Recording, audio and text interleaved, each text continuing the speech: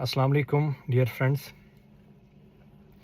Today's video is especially for those students who recently appeared in 10th class board exams and their parents.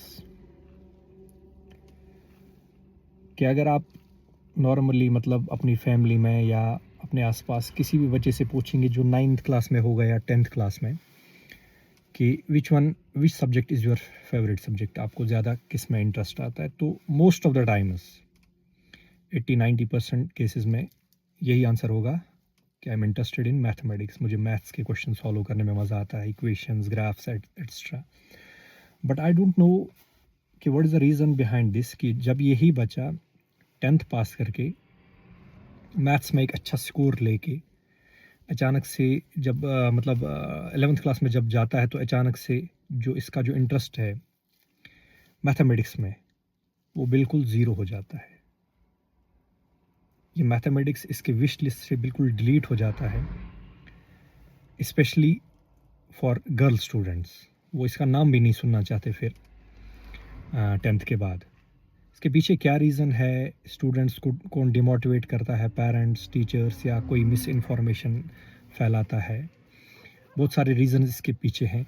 And one more thing, थोड़ा curriculum का, थोड़ा syllabus का भी issue है कि जो maths का सिलेबस है वो एब्रप्टली फिर चेंज हो जाता है 11th क्लास में, वो एक रीज़न है. But I don't think all of these reasons are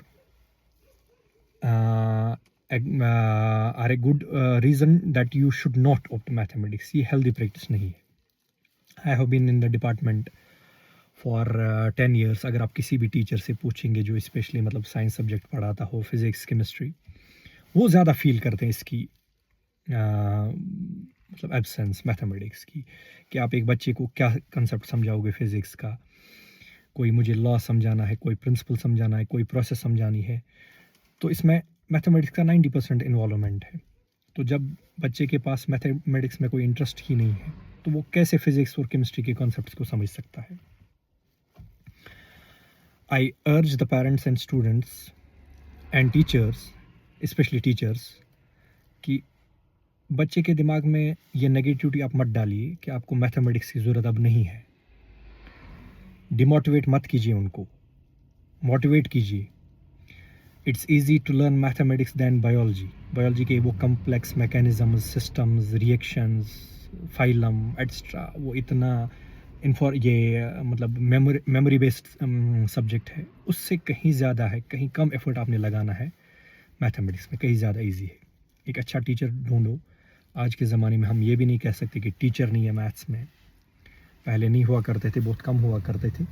आज तो ऑनलाइन प्लेटफॉर्म्स हैं, बाकी चीज़ों में इंसान इतना रिसर्च करता है, ये वो चीज़ है नहीं है, तो इसके बारे में भी रिसर्च कीजिए. Get good maths teachers, go for mathematics. ये मत सुनो किसी का कि आपको नीट करना है, आप क्यों एक्स्ट्रा लोड लोगे, बायोलॉजी आपके पास ऑलरेडी है, फिजिक्स है, केमिस्ट्री, आप क्यों एक्स्ट्रा लोड लोगे मैथमेटिक्स चूज़ करके. No, this is absolutely wrong. This is the basic demotivation the students are facing these days. अगर आप मैथमेटिक्स लोगे तो 100% आई विल गारंटी कि आपका जो फिज़िक्स का स्कोर होगा नीट में या JEE में, वो बहुत इम्प्रूव हो जाएगा उस स्टूडेंट से जिसने मैथ्स ऑप्ट नहीं किया होगा.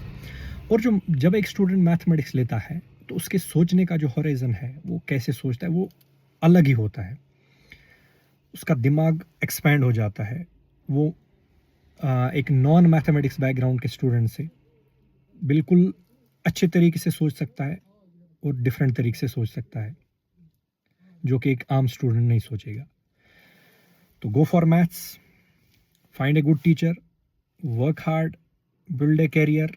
ऐसा नहीं है कि कैरियर आप मैथमेटिक्स में ही बनाओगे, but at least up to +2 level you must. Everyone, कोई आर्ट स्टूडेंट हो, कोई साइंस में जाना चाहता हो किसी भी फील्ड में, at least go for maths up to +2 level at least. उसके बाद यू हैव चॉइस. और वैसे भी उसके बाद according to NEP multi disciplinary approach है उसके बाद, तो कैरियर आप किसी में भी बना सकते हैं, बट बेसिक मैथमेटिक्स की नॉलेज आपके पास होनी चाहिए. आई होप कि आप इस वीडियो से एक मैसेज लोगे, शेयर करोगे, और जितने भी सुनने वाले हैं वो अपने बच्चों को अपने स्टूडेंट्स को, अपने फ्रेंड्स को मोटिवेट करेंगे to opt for mathematics. Work hard, be successful in life. Thank you.